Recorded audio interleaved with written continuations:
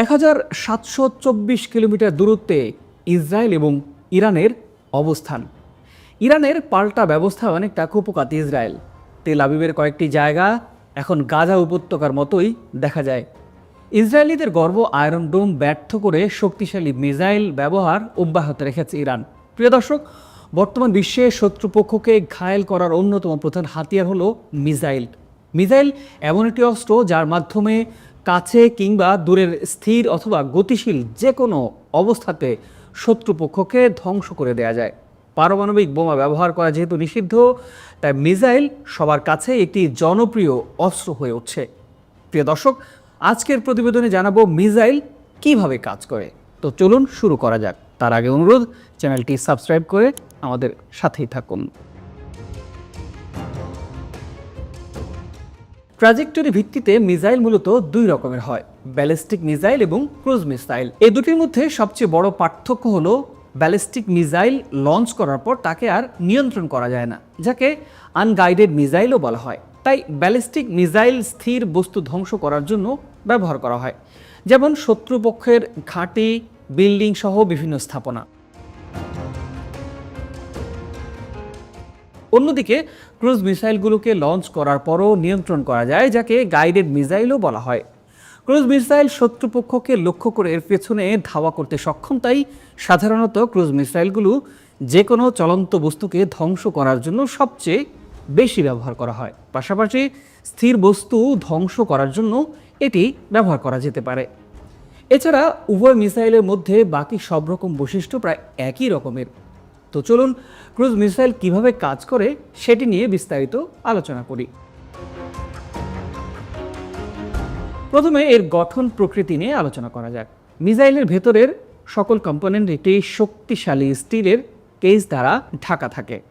এটি সুচারু হওয়ার কারণে অতি সহজে বায়ুর বাধা অতিক্রম করতে সক্ষম হয়। এর ফলে অল্প পরিমাণ শক্তি ব্যয় করে প্রচণ্ড গতিতে ভ্রমণ করতে পারে। মিসাইলের ইলেকট্রিক পাখাগুলোর অবস্থান পরিবর্তন করার মাধ্যমে মিসাইল ডানে বামে উপরে নিচে যেতে পারে এই পাখাগুলো ব্যবহার করে। মিসাইল যেন আরও অধিক স্থিতিশীল অবস্থায় থাকতে পারে, তাই এই পাখাগুলো মিসাইলের বডির সাথেই ফিক্সড অবস্থায় যুক্ত থাকে এবং সবচেয়ে পিছনে আছে নজল।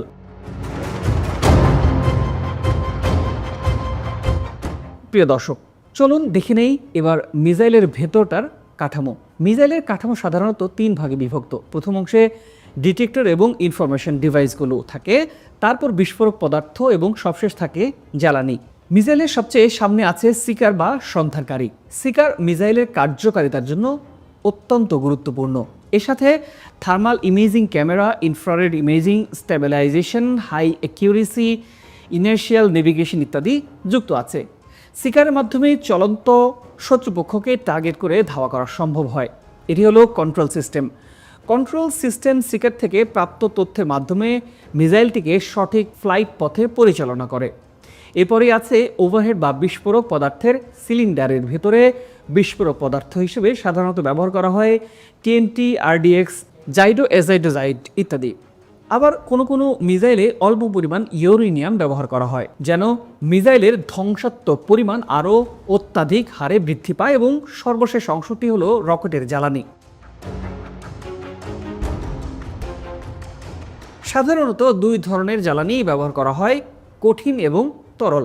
বেশিরভাগ মিসাইলে প্রপালশন সিস্টেমে শুধুমাত্র কঠিন জ্বালানি ব্যবহার করা হয়।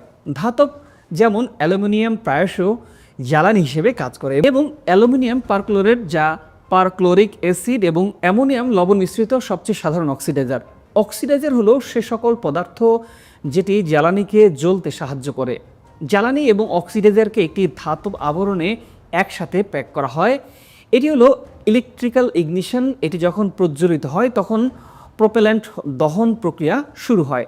প্রপেল্যান্টে মিশ্রিত একটি শক্তিশালী কেসিংয়ের ভেতরে থাকে, যা মোটর কেস হিসেবে পরিচিত। এই মোটর কেসটি একটি গুরুত্বপূর্ণ ভূমিকা পালন করে, কারণ এটি প্রচণ্ড শক্তিশালী প্রেসার ভেসেল হিসেবে কাজ করে। এর ভেতরে কঠিন জ্বালানি এবং অক্সিডাইজার বিক্রিয়া করে কম্বানশন প্রক্রিয়া সম্পন্ন করে। প্রপেলরটা যখন জ্বলতে শুরু করে তখনই হাই টেম্পারেচার কম্বানশন গ্যাস উৎপন্ন হয়। উৎপন্ন গ্যাস নজলের মাধ্যমে প্রবাহিত হয়। এই নজলটিকে এমনভাবে ডিজাইন করা হয়েছে যেন গ্যাস প্রবাহকে ত্বরান্বিত করতে পারে। যখন নজলের মধ্য দিয়ে গ্যাস প্রবাহিত হয় তখন রকেটের প্রপালশন সিস্টেম প্রাণবন্ত হয়, অর্থাৎ নিউটনের 3 নম্বর সূত্র অনুযায়ী কাজ করে।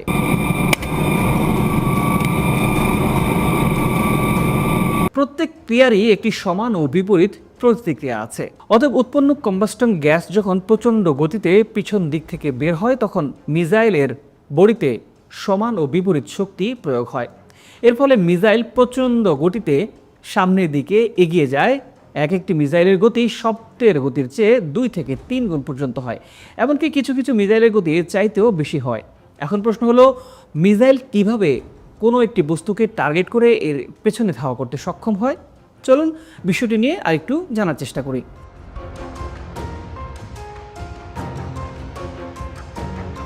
মিসাইল যে কোনো জায়গা থেকে লঞ্চ করা যায়, যেমন আন্ডারগ্রাউন্ড, ফাইটার জেট কিংবা গাড়িতে করে। মিসাইল যেখান থেকে লঞ্চ করা হোক না কেন তার একটি বেজ স্টেশন থাকে। বেজ স্টেশনে একটি রাডার থাকে যেটি চারদিকে রেডিও ওয়েভ নিক্ষেপ করতে থাকে। প্রত্যেকটি রাডারের একটি নির্দিষ্ট রেঞ্জ আছে। এই নির্দিষ্ট রেঞ্জ ভেতরে শত্রুপক্ষের যে কোনো কিছু প্রবেশ করার সাথে সাথে রাডার তাকে শনাক্ত করে ফেলে। অনেক সময় শত্রুপক্ষকে শনাক্ত করার জন্য স্যাটেলাইট প্রযুক্তি ব্যবহার করা হয়, অথবা আন্তঃমহাদেশীয় মিসাইল লঞ্চ করার জন্য স্যাটেলাইট ব্যবহার করা হয়। তারপর রাডার সেই তথ্য মিসাইলের মধ্যে থাকা সিকারে পাঠিয়ে দেয়। সিকার লক্ষ্যবস্তুকে ঠিক করে দেয়।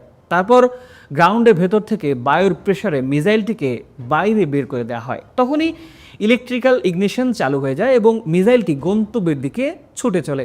এখন প্রশ্ন হলো, মিসাইল কিভাবে ডানে বামে উপর নিচে অর্থাৎ শত্রুপক্ষকে ধাওয়া করতে সক্ষম? এবং শেষ পর্যন্ত মিসাইলের স্পিড বেশি হওয়ার কারণে শত্রুপক্ষকে কিভাবে এটি ধ্বংস করে দেয়?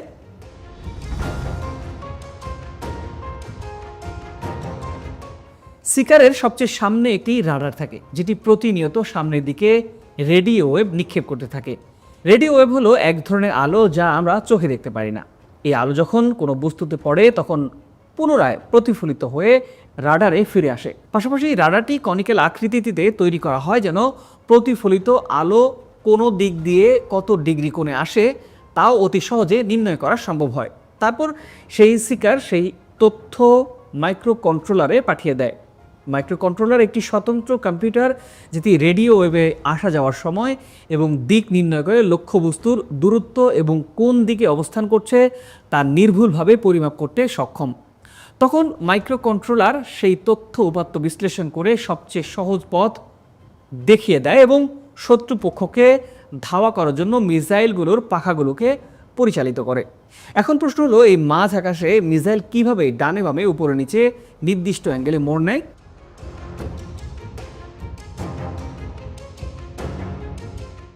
কারণ নির্দিষ্ট অ্যাঙ্গেলে মোড় নিতে হলে অবশ্যই কোনো কিছুর সাপেক্ষ নির্ণয় করতে হবে। এজন্য ব্যবহার করা হয় হাই অ্যাকিউরেসি ইনার্শিয়াল নেভিগেশন। এই ইনার্শিয়াল নেভিগেশনের মাধ্যমে মিসাইল ডানে বামে উপরে নিচে কোন দিকে এবং কত ডিগ্রি কোণে মোড় নিচ্ছে তা অতি সহজে নির্ণয় করা সম্ভব হয়। মিসাইল তার গাইডেড পথ অনুসরণ করে যখন শত্রুপক্ষের কাছাকাছি চলে যায় তখনই মিসাইলটি ব্লাস্ট হয়ে যায় এবং শত্রুপক্ষকে ধ্বংস করে দেয়।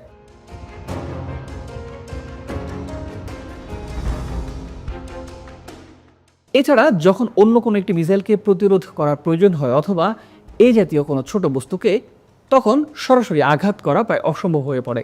এক্ষেত্রে মিসাইলটি যখন শত্রুপক্ষের প্রায় 10 থেকে 15 মিটারের কাছাকাছি চলে আসে তখনই ব্লাস্ট হয়ে যায়।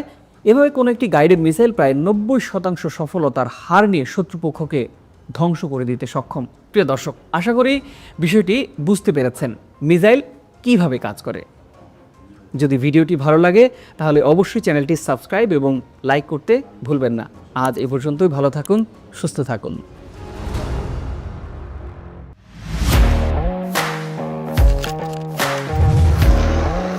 প্রফেশনাল স্টুডিও খুঁজছেন?